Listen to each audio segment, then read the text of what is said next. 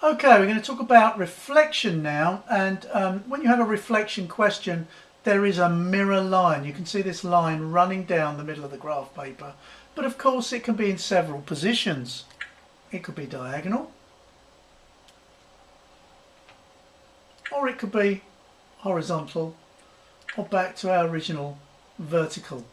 The most important thing about reflection is that if you're given a mirror to use it and check by looking in both sides so that you've got a reflection. But as we're not using a mirror here, I'm going to show you what to do if you haven't got a mirror. So I'm going to put a square on the left hand side, and I'm going to now go to where the mirror point is here, right in the center, and count how many squares away that square is. 1, 2. So I'm going to count 2 from this point here.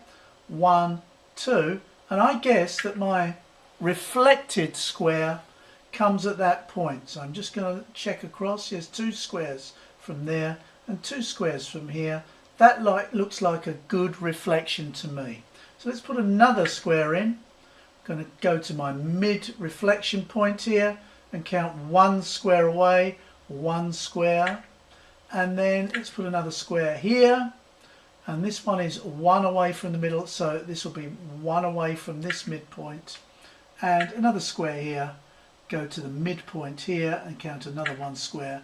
And I think this is probably going to be an accurate reflection of that. So let's just check it.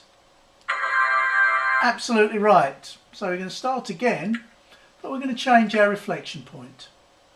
This is what makes it really tricky, because you have half squares to deal with. So I'm going to place, and also you're counting diagonally across, not horizontally or vertically across these squares. So I'm going to not show the reflection so that we have to work it out for ourselves.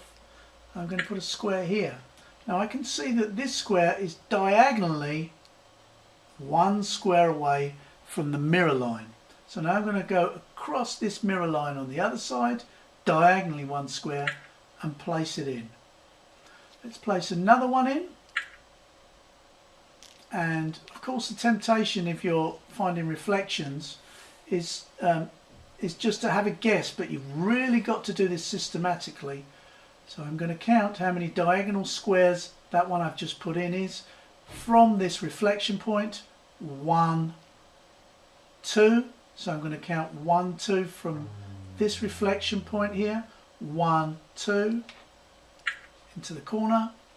And then I'm going to place another one in, which is the central point. The reflection point is here. Half and a 1. So it's 1.5.